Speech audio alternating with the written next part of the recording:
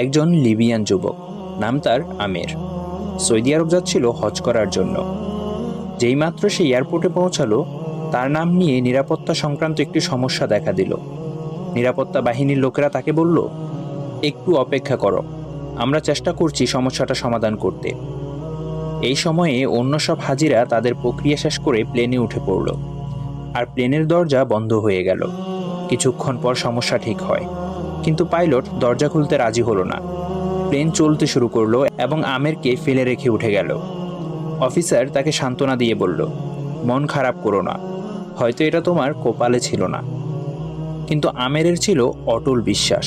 সে উত্তর দিল, আমার নিয়ত হজে, ইনশাআল্লাহ আমি হজে যাবই। হঠাৎ খবর এলো, প্লেনটিতে যান্ত্রিক সমস্যা হয়েছে এবং তা ফিরে আসছে।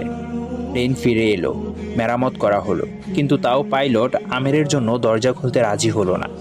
অফিসার আবার বলল, হয়তো তোমার ভাগ্যে নেই। কিন্তু আমের ছিল ধীর প্রতিজ্ঞ, স্থির ও ধীরচেতা। সে বলল, আমার নিয়ত হজের, ইনশাআল্লাহ আমি হজে যাবই।